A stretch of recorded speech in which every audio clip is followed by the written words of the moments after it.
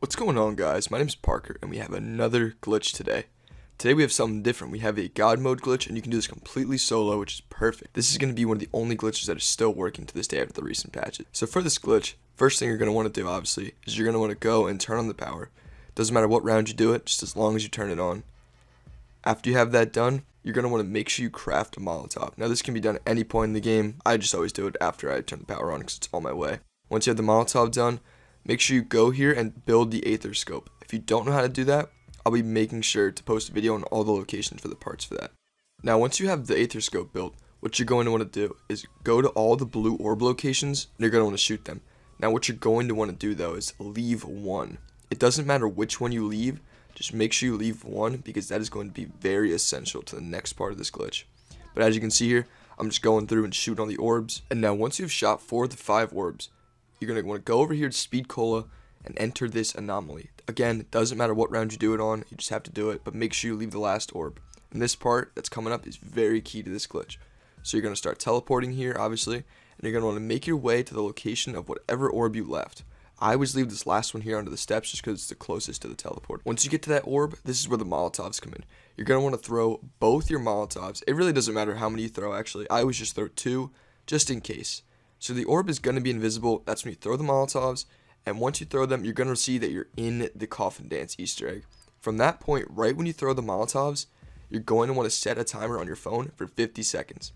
Once that timer reaches the end, or right about to reach the end, grab that book, go over to this anomaly here, and hold your interact button on it to activate the ghost. Now once the ghost is activated, you're going to want to wait a few seconds just to make sure, but you don't want to wait too long.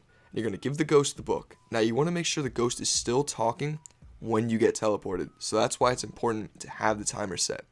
As you can see here though, ghost is still talking. I'm just standing right next to him, and that's very important. You want to make sure you're close to him when he disappears.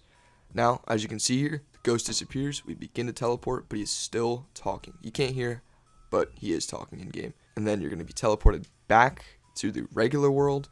And once you're teleported back, you're going to want to run.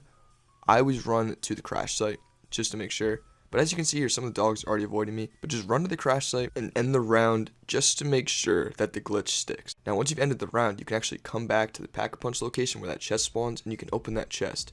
And, you'll get whatever they decide to give you. As you can see, I got a knife, so that's great. You can drink the jug if you want, if you don't already have it. And then you can see here, the zombies are still avoiding me. And if they're still avoiding you, that's how you know you've done everything correct up to this point.